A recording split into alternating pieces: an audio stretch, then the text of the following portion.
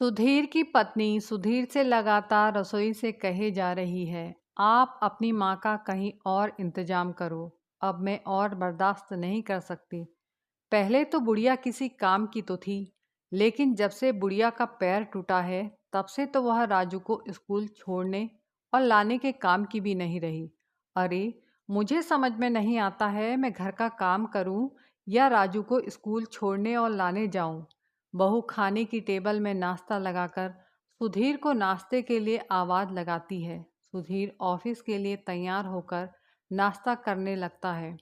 तब बहू कहती है, आप राजू की स्कूल बस लगवा दीजिए, मुझसे नहीं होता है उसको छोड़ना और लाना।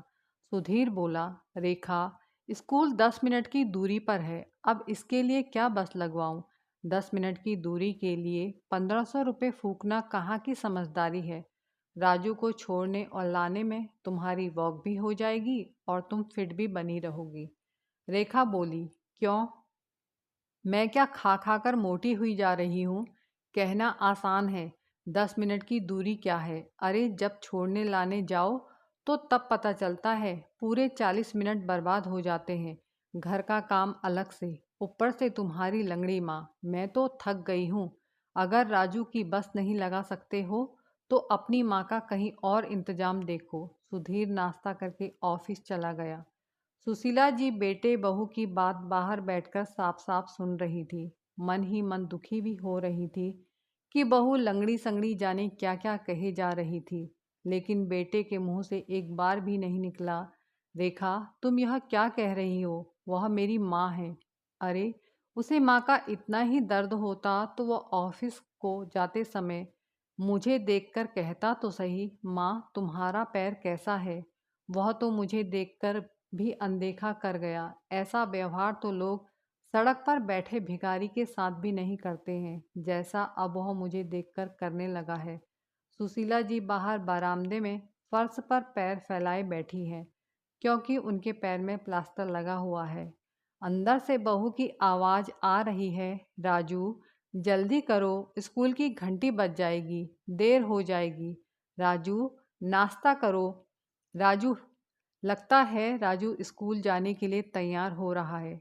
राजू तैयार होकर बहू से पहले बाहर आकर अपनी दादी के गालों को चूमकर बाय बाय दादी कहता हुआ सीधा गेट में दौड़ गया। बहू भीतर से राजू का बैग लेकर आई तो अपनी सास को पैर फैलाकर बैठा देखकर भड़क उठी और बोली, आपका सुबह सुबह और कोई काम तो है नहीं, बाहर बरामदे में लोगों की सिंपैथी लेने के लिए पैर फैलाकर बैठ जाती हो। अभी अभी सफाई की, सारा बरामदा गंदा कर दिया, पैरों को घसीट घसीट कर। बेचारी सुशीला जी सुबह सुबह बहू की डांट खाकर चुपचाप अपने कमरे में पैरों को घसीट घसीट कर चली गई। बहू बेटे ने उन्हें स्टोर रूम में रहने की जगह दी है, जहाँ इतना अंधेरा है कि कोई चीज़ ढूंढने के लिए दिन में भी लाइट जलानी पड़ती है। फर्श पर दरी बिछी हुई है, उसी में रुई का एक गद्दा पड़ा है जो सुशीला जी का बिछौना है। वह चुपचाप से अपने बिस्तर पर लेट गई और अपने नसीब को कोसते हुए अपने दिनों को याद करने लगी।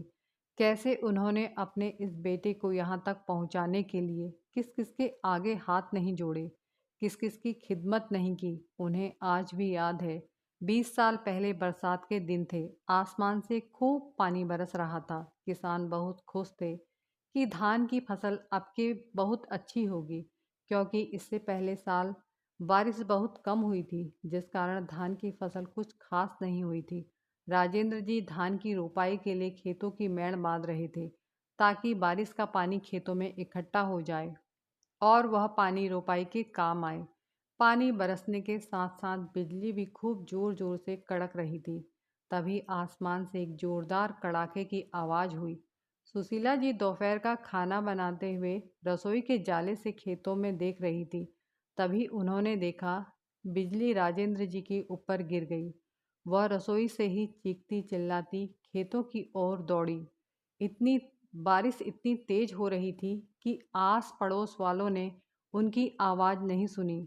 राजेंद्र जी खेतों में ही चित्त हो गए थे। वह एक भारी भरकम देह के मालिक थे। ऊपर से बारिश की वजह से खेतों की मिट्टी चिकनी और दलदली हो गई थी, जिस कारण सुशीला जी गिरते पड़ते राजेंद्र जी के पास खेतों में पहुंची और अपनी साड़ी के पल्ले और चुन्नट को कमर में कसकर राजेंद्र जी को उठाकर जैसे तैसे कंधे के सहारे अपनी झोपड़ी के अंदर ले आई और सुधीर से बोली, बेटा सुधीर, जल्दी से जाकर सोमेश्वर काका को बुलाकर ले आओ। सुधीर तब कक्षा 5 में पढ़ता था। वह दौड़कर पड़ोस के सोमेश्वर काका को बुलाकर ले आया। सोमेश्वर काका आए। उन्होंने राजेंद्र जी को देखा और बोले, बहू, राजेंद्र नहीं रहा। सुशीला जी ने जैसे ही सोमेश्वर काका के मुंह से यह सुना कि राजेंद्र नहीं रहा तो वह स्तब्ध रह गई। उन्हें यकीन ही नहीं हुआ कि उनकी मांग का सिंदूर कुछ ही पलों में मिट गया। उनके बेटे के सर से पिता का साया उठ गया। गांव में जैसे ही लोगों को पता चला, एक एक करके लोगों का हुजूम उमड़ पड़ा। जैसे तैसे खबर शहर भिजवाई गई। शहर से राजेंद्र जी के बड़े भाई साहब अपनी गाड़ी में परिवार सहित पहुंचे। राजेंद्र जी के भाई साहब शहर में अपनी पत्नी और बच्चों के साथ रहा करते थे। वह आयकर विभाग में कार्यरत थे। उसी बारिश में जैसे तैसे राजेंद्र जी का अंतिम संस्कार कर दिया गया। राजेंद्र जी के जितने भी रिश्तेदार थे, अब तक सभी आ चुके थे। 13वीं के बाद सभी रिश्तेदारों से घर खाली हो गया। घर में एक अजीब सी उदासी समा गई जो कभी खत्म होने वाली नहीं थी। एक दिन वह निराश होकर ऐसे ही लेटी थी, तभी उनकी आंख लग गई। उन्होंने सपने में देखा, राजेंद्र जी उन्हें जोर जोर से आवाज़ दे रहे हैं, सुशीला उठो, सुशीला उठो, तुम्हारा बच्चा रो रहा है, इसके लिए उठो, हिम्मत रखो, मैं तुम्हारे साथ हूँ। एक तरफ वह सपने में अपने बेटे को रोता देख रही थी। अचानक से आंख खुली तो देखा कुछ नहीं था। सुशीला जी ने अपनी ज़िंदगी जीने के लिए और अपने बेटे की जी जान से परवरिश करने के लिए हौसला बांध लिया। उन्हें याद था कि वह किस तरह राजेंद्र जी का खेती बाड़ी में हाथ बटाया करती थी, इसलिए उन्हें खेती बाड़ी के बारे में सब जानकारी थी। वह अपने बेटे की ज़िंदगी बनाने में दिन रात खेतों में जी तोड़ मेहनत करने लगी। सुधीर धीरे धीरे अपने स्कूल की कक्षाएं पार करता गया। उसने गांव के स्कूल की 8वीं कक्षा भी पार कर ली। अब सुशीला जी के आगे सबसे बड़ी समस्या थी कि लड़के को कैसे आगे पढ़ाया जाए। फिर उसने शहर में रह रहे अपने जेठ जेठानी से बात की। वह किसी तरह मान गए। सुशीला जी साल भर में गेहूं चावल के बोरे भिजवाती। खेतों में जितनी सब्जी व दाल होती वह मौसम के अनुरूप हफ्ते हफ्ते में भिजवा देती। गाय का दूध, दही, घी भी हफ्ते हफ्ते में बस वाले के हाथों भिजवाती रहती। साथ में सुधीर का साल भर का खर्चा भी भिजवाया करती थी। सुशीला जी एक औरत होकर दो लोगों की भूमिका निभा रही थी। जहाँ एक माँ का दिल अपने बच्चे के लिए तड़प उठता, वहीं दूसरी ओर एक पिता की भूमिका निभाते हुए वह उसका भविष्य संवार रही थी। सुधीर ने शहर में रहकर अपनी पढ़ाई पूरी की। वह तो खेती बाड़ी के बारे में कुछ भी नहीं जानता था, क्योंकि सुशीला जी ने उसे ऐसी ज़रूरत महसूस होने ही नहीं दी। सुधीर ने पढ़ाई पूरी करने के बाद अपनी नौकरी की तैयारी भी शहर से ही की और एक दिन उसकी मेहनत सफल हुई। प्रतिष्ठित कंपनी में कार्यरत हुआ। नौकरी लगते ही अपनी कॉलेज में साथ पढ़ने वाली दोस्त से लव मैरिज कर ली। सुशीला जी यादों में खोई थी। तभी दरवाज़ा खोलने की आवाज़ से सुशीला जी अपने बीते हुए कल से आज में लौट चुकी थी। शायद बहू राजू को स्कूल छोड़कर आ गई थी।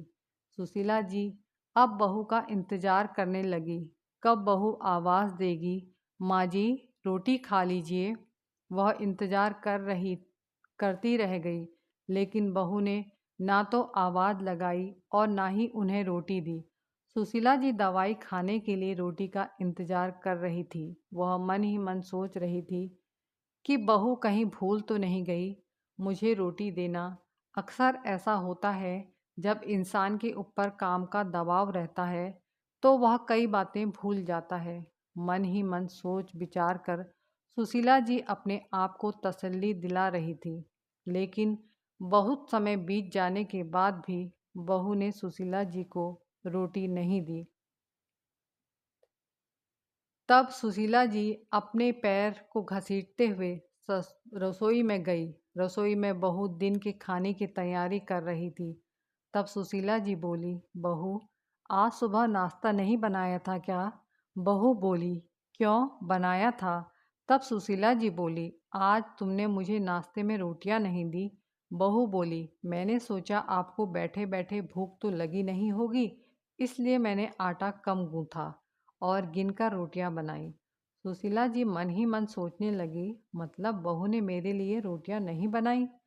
वह बहू से बोली, बहू, दवा खाने के लिए तो रोटी खानी ही पड़ेगी ना, खाली पेट दवाई कैसे खा लूँगी। तब वह बोली, बना तो रही हूँ दिन का खाना, एक टाइम भूखी रह जाएंगी तो मर नहीं जाएंगी। राजू स्कूल से आया। वह बैग और कपड़े उतारकर अपनी दादी के पास गया। वह दादी के साथ बिल्ली वाला खेल किया करता था, इसलिए दादी म्याऊं म्याऊं की आवाज़ निकालकर उसके साथ खेला करती थी। आज दादी चुपचाप अपने बिस्तर पर लेटी पड़ी थी। वह अपनी दादी से बोला, मेरी प्यारी म्याऊं को क्या हुआ? तब वह बोली, मुझे कुछ नहीं हुआ है, आज मेरा खेलने का मन नहीं कर रहा है। तब वह बोला, दादी, आपके पैर में ज़्यादा ही दर्द हो रहा है। तब दादी बोली, नहीं मेरे बच्चे, मेरे पैर में दर्द नहीं हो रहा है। राजू अपने गालों को अपनी दादी के गालों से घिसता हुआ बोला, दादी, बिल्ली ऐसे ही प्यार करती है ना अपने बच्चे को। तब उसकी दादी मुस्कुराकर बोली, तुझे सब पता है, दादी कैसे खुश होगी। तब वह खिलखिलाता हुआ अपनी दादी के जांघों में सर रखकर फर्श में लेट गया और स्कूल की सारी बातें करने लगा। बहू ने आवाज़ लगाई, राजू, खाना खा लो। तब राजू दौड़ता हुआ गया, बोला, मम्मी, दादी को खाना दे दो। बहू बोली, तू चुपचाप बैठकर अपना खाना खा, मुझे जिसको खाना देना होगा मैं दे दूंगी। राजू खाना खाकर टीवी देखने लगा। वह रसोई में पानी पीने के लिए गया तो उसने देखा मम्मी उसकी जूठी थाली में दादी के लिए खाना डाल रही है। तब उसने मम्मी से कहा, मम्मी, यह खाना किसके लिए है? बहू बोली, यह तेरी दादी के लिए है। राजू बोला, पर मम्मी, यह तो मेरी जूठी थाली है। बहू बोली, जूठी है तो क्या हुआ, अब क्या मैं दिन भर बर्तन ही धोती रहूंगी? ले यह थाली पकड़ और अपनी दादी को दे आ। राजू मन ही मन सोच रहा था, मम्मी को एक दादी की थाली धोने में कितना टाइम लगता होगा। दूसरे दिन राजू खाना खाकर अपनी थाली धो रहा था तो बहू बोली, यह क्या कर रहा है? राजू बोला, मम्मी, मैं अपनी जूठी थाली धो रहा हूँ ताकि आप दादी को मेरी जूठी थाली में खाना ना दे दो। तब बहू मन ही मन सोचने लगी, अगर यह बुढ़िया और कुछ दिन यहाँ रही तो मेरा बच्चा मेरे हाथ से निकल जाएगा, इसलिए इसका कुछ ना कुछ इलाज तो करना ही पड़ेगा। बहू ने अब सुशीला जी को धीरे धीरे खाना देना कम कर दिया। वह कभी सुबह आधी रोटी देती, कभी रात में आधी रोटी देती। धीरे धीरे सुशीला जी बहू के व्यवहार से परेशान हो गई। अब उन्हें अपने पैर के प्लास्टर निकलने का इंतजार हो रहा था। वह मन ही मन अपने गांव का खाना याद कर रही थी। सोच रही थी कि गांव में यह आधी रोटी तो लोगों का एक निवाला होती है, रोटी भी ऐसी जिससे गांव की पूरी भी बड़ी होती है। जैसे तैसे सुशीला जी ने दिन निकाले और एक दिन उनके पाँव का प्लास्टर निकल गया। वह उस बोझ से मुक्त हो चुकी थी। अब उन्होंने धीरे धीरे दीवार के सहारे चलना शुरू कर दिया। उन्होंने अपने मन में दृढ़ इच्छा शक्ति जगाई और वह धीरे धीरे सामान्य हो गई। बहू का व्यवहार दिन ब दिन बद से बदतर होता जा रहा था। साथ में बेटा भी ऐसा व्यवहार कर रहा था जैसे वह उस पर बोझ हो। उन्होंने एक दिन मन में ठान लिया कि अब वह यहाँ नहीं रहेंगी। उन्होंने बेटे से कहा, बेटा, मुझे सुबह की गाड़ी में गांव के लिए बैठा दे। दूसरी सुबह सुशीला जी अपने पोते को चूमकर चली गई। पोता सोया हुआ था, इसलिए उसे पता ही नहीं चला कि दादी कहाँ चली गई। जब वह स्कूल के लिए तैयार होने लगा तो उसने पूछा, मम्मी, दादी कहीं दिखाई नहीं दे रही हैं, वह कहाँ हैं? बहू ने कहा, तुम्हारी दादी अपने घर चली गई। राजू का रो रो कर बुरा हाल हो गया। वह अपनी मम्मी से कहने लगा, मम्मी तुम बहुत बुरी हो, तुमने मेरी दादी को यहाँ से भगा दिया। अब मैं तुमसे नहीं बोलूँगा। बहू ने उसे कई चीज़ों का लालच दिया, लेकिन वह नहीं माना। उस दिन वह स्कूल भी नहीं गया। फिर बहू और बेटे ने उसे डराना और धमकाना शुरू कर दिया। धीरे धीरे वह स्कूल जाने लगा, लेकिन मन ही मन अपनी दादी को याद करता। सुशीला जी भी बहुत दुखी थी। उन्हें बस में बैठकर रह रहकर राजू की भोली भाली सूरत याद आ रही थी। वह शाम होने से पहले अपने गांव पहुंच गई। उन्होंने अपने घर पहुंचकर चैन की सांस ली और सभी चीज़ों को ऐसे देखने लगी जैसे बिछड़ी हुई चीज़ें दोबारा मिल गई हों। जैसे ही लोगों को पता चला तो उनकी कुशल जानने के लिए धीरे धीरे आने लगे, जिससे उनका घर आंगन गुलजार हो गया। सुशीला जी यह प्यार और अपनापन देखकर शहर के सारे दुख भूल गई। सुशीला जी ने धीरे धीरे अपने खेत खलिहानों का काम संभाल लिया। उन्होंने 5 गाय, 5 भैंसें भी रखी। खेत और जानवरों की देखभाल के लिए एक मजदूर दंपत्ति को अपने यहाँ काम के लिए रख लिया, जिससे उनकी आमदनी हो जाती और सुशीला जी को खेती बाड़ी और जानवरों के काम में मदद भी मिल जाती। धीरे धीरे सुशीला जी ने अपने पुराने मकान को तुड़वा कर नया और सुंदर मकान बनवाया। उन्होंने अब मोबाइल भी ले लिया, जिससे वह शहर में अपने पोते से बात करती थी। एक दिन बातों ही बातों में पोते ने बताया, दादी पापा की बहुत तबीयत खराब है। तब सुशीला जी का मन बहुत घबरा गया। उन्होंने पूछा, पापा को क्या हुआ? तब बहू ने पोते के हाथ से फ़ोन लेकर रोते हुए कहा, माँ जी इन्हें फेफड़ों की टीबी हो गई है। डॉक्टर कह रहे हैं इन्हें साफ सुथरे हवा की ज़रूरत है। इतना सुनते ही सुशीला जी ने कहा, तुम उसे लेकर गांव आ जाओ, क्योंकि फेफड़ों की ताज़ी हवा के साथ साथ खाना भी भरपूर चाहिए। इसलिए तुम जितनी जल्दी हो सके सुधीर को गांव ले आओ। सुशीला जी की गांव में बहुत अच्छी आमदनी होने लगी थी। एक तरफ उनका डेयरी फार्म चल रहा था, दूसरी तरफ खेत फसलों से लहलहा रहे थे। अब उनके पास न अन्न की कमी थी और ना ही धन की कमी। खुशनुमा माहौल में रहकर उनकी तबीयत भी बिल्कुल ठीक थी। उन्होंने अपने घर का सबसे बड़ा कमरा, जो बहुत हवादार और रोशनी वाला था, वह बेटे के लिए खाली करवा दिया। बहू मन ही मन सोच रही थी, जाने कैसे गांव में दिन कटेंगे। वह बड़ी असमंजस में पड़ी थी। मन ही मन कह रही थी, अगर इनकी तबीयत इतनी ज़्यादा खराब न होती तो मैं गांव कभी नहीं आती। 2 दिन बाद बहू बेटा पोते के साथ गांव आ गए। गांव आकर बहू ने जब अपनी सास के घर को देखा तो वह दंग रह गई। उसने देखा सास ने पुराना घर तुड़वा कर नया घर बनवाया है, जिसकी बहुत बड़ी खिड़कियां और दरवाजे हैं। कमरे बिल्कुल साफ और सुंदर। वह शहर के मकानों की तुलना में एक महल लग रहा था।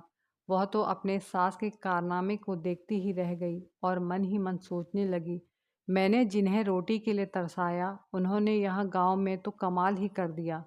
फिर उसने दौड़कर अपने सास के पैर छू लिए। बेटा मन ही मन संकोच कर रहा था और अपने व्यवहार के बारे में याद कर रहा था। तब सुशीला जी बोली, बेटा संकोच मत करो, मैं तुम्हारी माँ हूँ, मैंने तुम्हें जन्म दिया है। मैं तुम्हें ऐसी अवस्था में कैसे देख सकती हूँ? इसलिए तुम यहाँ आराम करो और ईश्वर से प्रार्थना करती हूँ कि तुम जल्दी से जल्दी ठीक हो जाओ। राजू दौड़ता हुआ अपनी दादी के गले से लिपट गया। सुशीला जी ने भी उसे खूब सारा प्यार करते हुए अपने सीने से चिपका लिया। सुशीला जी ने अंदर जाकर महाराजन से कहा, चाय और नाश्ते का इंतजाम करो और बेटे के लिए दूध गर्म करके ले आओ। बहू अपनी सास के साथ ठाट बाट देखकर दंग रह गई। बहू रसोई में गई तो दूध दही घी देखकर दंग रह गई, क्योंकि उसने तो छोटे से भगोने में 1 लीटर दूध देखा था। वह अपनी सास की रसोई में भी दही दूध के बर्तन देखकर आश्चर्यचकित हो गई। धीरे धीरे सुधीर गांव के साफ सुथरे माहौल और खाने से स्वस्थ होने लगा। सुशीला जी ने अपने पोते के साथ बहुत खुश थी और पोता भी अपनी दादी को पाकर बहुत खुश था।